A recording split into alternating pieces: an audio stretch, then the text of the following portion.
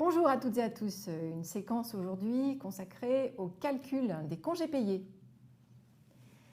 Alors le calcul des congés payés, vous maîtrisez ça bien sûr, la période de référence, les jours de travail effectifs, les absences, est-ce qu'on les prend en compte ou pas, voilà ce dont on va parler sur cette séquence. On va refaire le point donc, sur les méthodes de calcul donc, des congés payés.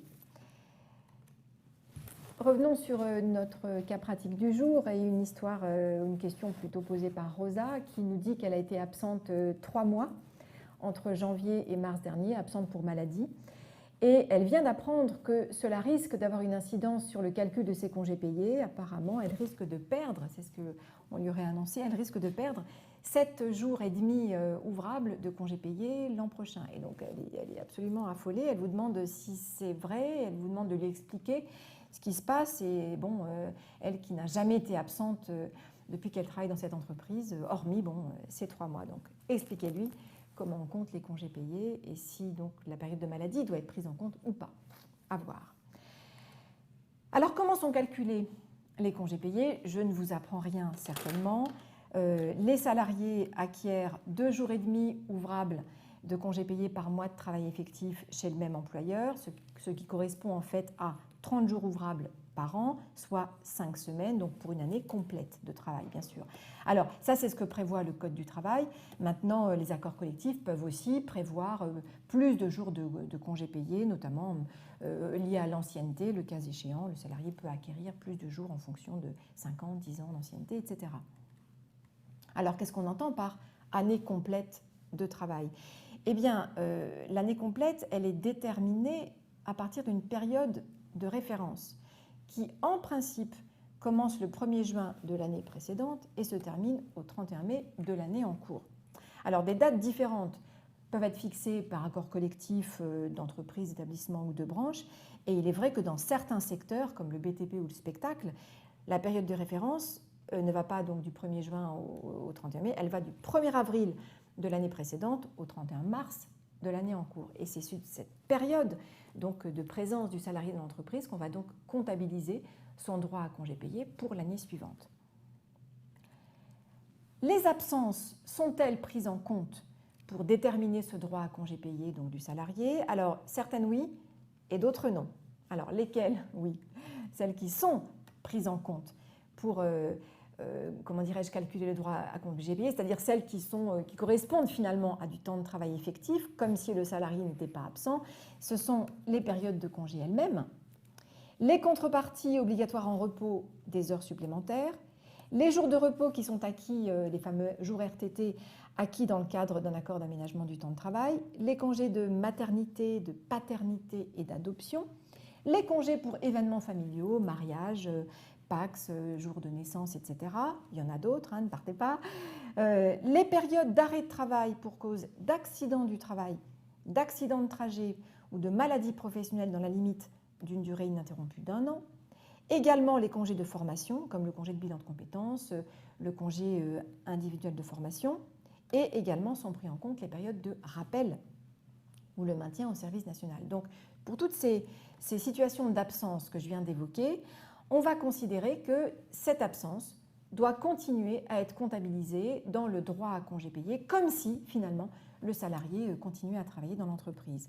À l'inverse, quelles sont les absences qui ne constituent pas du temps de travail effectif et, autrement dit, vous l'avez compris, qui peuvent entraîner finalement une baisse du nombre de jours de congés payés auxquels le salarié peut avoir droit? Alors, il s'agit des périodes d'arrêt de travail pour maladie, des périodes de grève, du congé parental à temps plein, du congé de présence parentale, du congé de solidarité familiale ou bien des périodes de mise à pied qui sont prononcées à l'encontre du salarié. Donc dans ces 5 cas de figure, on considère que l'absence du salarié ne va pas être prise en compte et que cela pourra donc avoir une incidence sur le calcul des droits à congés payés, dès lors que les absences sont longues, vous allez le voir. Parce que, question, est-ce que l'absence aura forcément une incidence sur le calcul du droit à congé? Eh bien, pas forcément. Pourquoi? Parce qu'il y a une méthode de calcul des congés payés qui nous dit que toute période équivalent à 4 semaines ou 24 jours est assimilée à 1 mois de travail effectif ouvrant droit à 2 jours et demi ouvrables par mois. Et donc en réalité, 48 semaines de travail effectif, absence assimilée incluse bien sûr, c'est-à-dire congé maternité, etc. 48 semaines de travail effectif durant notre période de référence, 1er juin, 31 mai, suffisent pour acquérir les 5 semaines de congés payés. Autrement dit, même dans le cadre d'un mois, si le salarié a 1 ou 2 jours d'absence non assimilés à du temps de travail effectif, ça ne lui fera pas forcément perdre son droit à congé, puisqu'on vous dit c'est toute période équivalente à 4 semaines ou 24 jours ouvre droit à, finalement, est considéré comme un mois et ouvre droit à 2 jours et demi, donc ouvrables. Et les jours de fractionnement, on n'en a pas encore parlé.